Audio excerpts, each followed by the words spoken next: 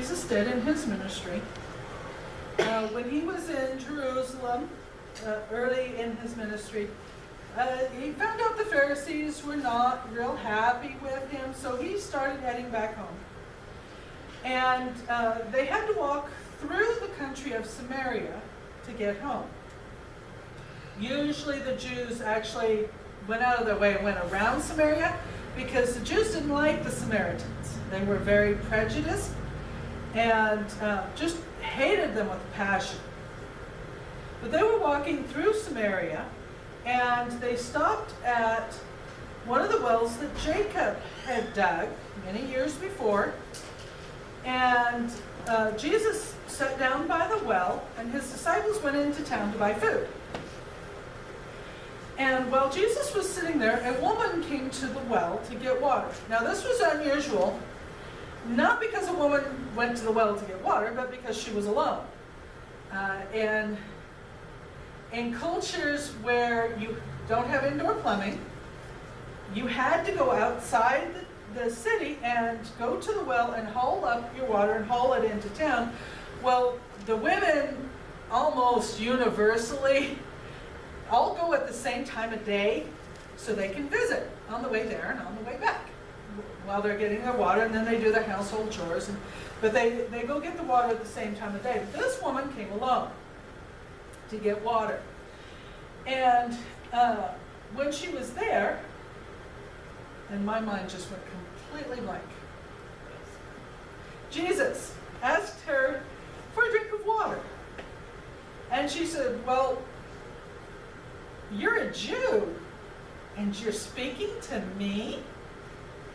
Because Jews they hated the Samaritans so much they wouldn't talk to them.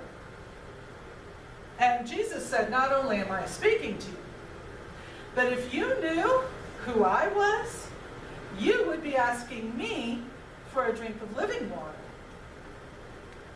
And she said, you don't have any pots or anything to pull water up, to get water out of the well. Why would I ask you for a drink of water? And Jesus said, you know, anyone who drinks the water of this well, they're going to get thirsty again. Because, you know, drinking water only lasts a short amount of time. So they're going to get thirsty again, but the water that I give you, if you drink it, you won't ever be thirsty again. And the woman said, you know, this is a lot of work to come get water. Give me some of your water so I don't ever have to get thirsty again. And Jesus said, well, go get your husband. And she said, I don't have a husband. And he said, you know, I know that. You've been married 5 times, and you've been divorced 5 times, and you are living with someone, with a man right now, but he's not your husband. You're not married to him.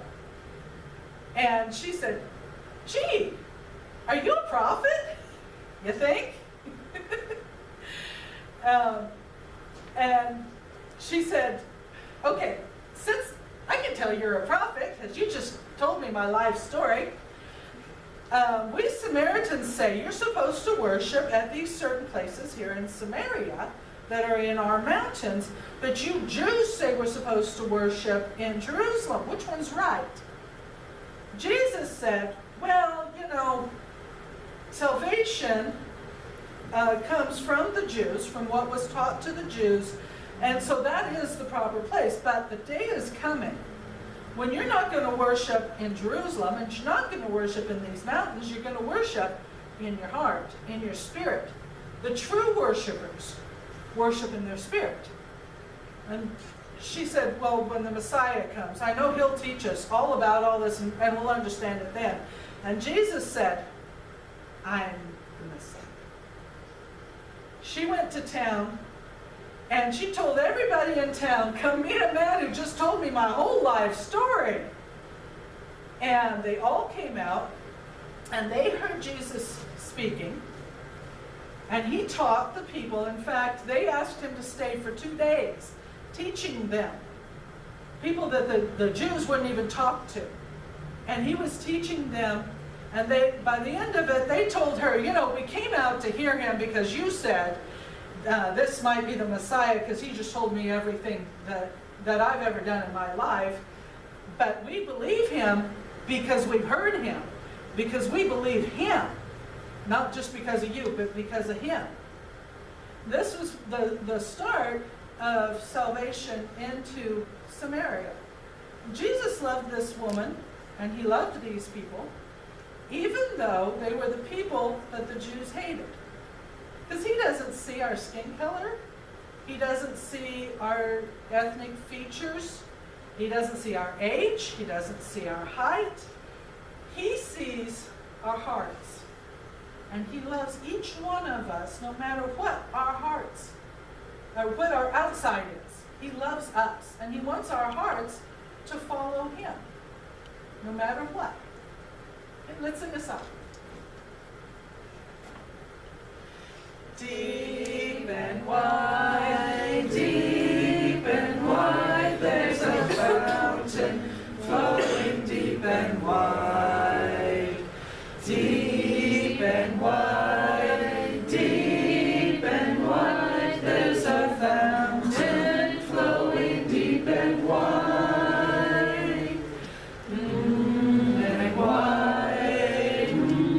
And wide, there's a fountain flowing and wide. And wide, there's a fountain flowing and wide.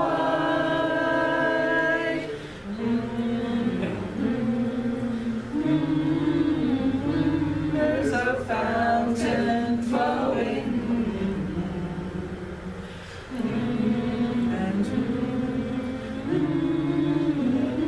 There's a fountain flowing deep and wide.